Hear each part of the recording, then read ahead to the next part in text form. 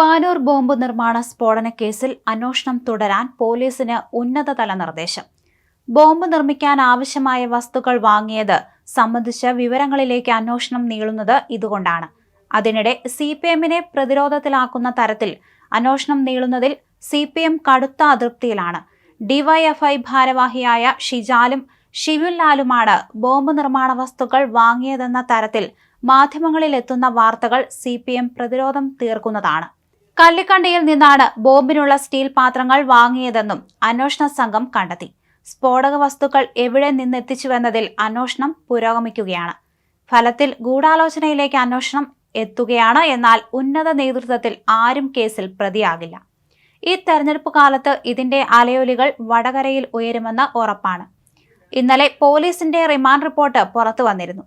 രാഷ്ട്രീയ എതിരാളികൾക്കെതിരെ പ്രയോഗിക്കാൻ ലക്ഷ്യമിട്ടാണ് പ്രതികൾ ബോംബ് നിർമ്മിച്ചതെന്നാണ് റിപ്പോർട്ടിൽ പറയുന്നത്. ലോക്സഭാ തെരഞ്ഞെടുപ്പ് അടുത്തിരിക്കെ പ്രതികൾക്ക് ജാമ്യം നൽകിയാൽ രാഷ്ട്രീയ സംഘർഷത്തിന് സാധ്യതയുണ്ട്. മുഴുവൻ പ്രതികളുടെയും അറിവോടുകൂടിയായിരുന്നു ബോംബ് നിർമ്മാണമെന്നും റിമാൻഡ് റിപ്പോർട്ടിൽ പറയുന്നു. ഗുണ്ടാ സംഘങ്ങൾ തമ്മിലുള്ള കുടിപ്പകയാണ് ബോംബ് നിർമ്മാണത്തിലേക്ക് നയിച്ചതെന്നാണ് വിലയിരുത്തൽ. എന്നാൽ DYFI പ്രാദേശിക നേതാക്കൾ എങ്ങനെ ഈ സംഘത്തിൽ ഉൾപ്പെട്ടു എന്നതിന് പാർട്ടി ഉത്തരം നൽകേണ്ട അവസ്ഥയിലാണ്. സംഭവം വിവാദമായി ആളിക്കത്തുന്നതിനിടയിൽ പ്രതികൾക്ക് CPM-മായി ബന്ധമില്ലെന്ന് ആവർത്തിക്കുകയാണ് സംസ്ഥാന സെക്രട്ടറി MV ഗോവിന്ദൻ. CPM-ന് വേണ്ടി ആയുധമുണ്ടാക്കാൻ DYFI-യെ ചുമതലപ്പെടുത്തിയിട്ടില്ലെന്നാണ് അദ്ദേഹം പറയുന്നത്. ഈ വിവാദം വടകരയിലെ CPM സ്ഥാനാർത്ഥി ശൈലജ ടീച്ചറെയും പ്രതിസന്ധിയിലാക്കിയിരുന്നു. CPM-നെ സംരക്ഷിക്കാനായി ക്യാപ്സ്യൂളുമായി മുഖ്യമന്ത്രിയും കണ്ണൂർ ലോക്സഭാ സ്ഥാനാർത്ഥി KK ശൈലജയും രംഗത്തെത്തിയിരുന്നു. എന്നാൽ ഇവയെല്ലാം പ്രതിരോധത്തിലാക്കും വിധത്തിലാണ് അന്വേഷണം പുരോഗമിക്കുന്നത്. ഓരോ ദിവസവും പുറത്തു വരുന്ന വിവരങ്ങൾ CPM-നെ ആശങ്കയിലാക്കുന്നുണ്ട്.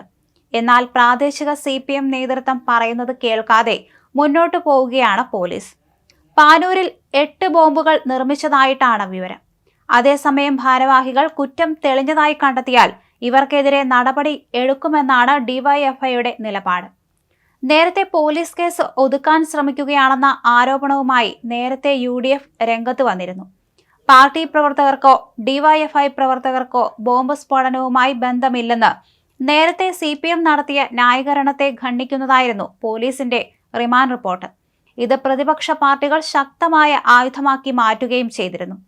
പ്രതികളെ സംഭവസ്ഥലത്തു നിന്നും രക്ഷപ്പെടുത്താൻ സഹായിച്ചവർ, ബോംബ് നിർമ്മാണ സാമഗ്രികൾ എത്തിച്ചു നൽകിയവർ, സ്റ്റീൽ ബോംബ് നിർമ്മാണത്തിന് പരിശീലനം നൽകിയവർ എന്നിവരെയൊക്കെ പുറത്തു കൊണ്ടുവരാൻ ഇനിയും അന്വേഷണം വേണമെന്നാണ് റിമാൻഡ് റിപ്പോർട്ട്.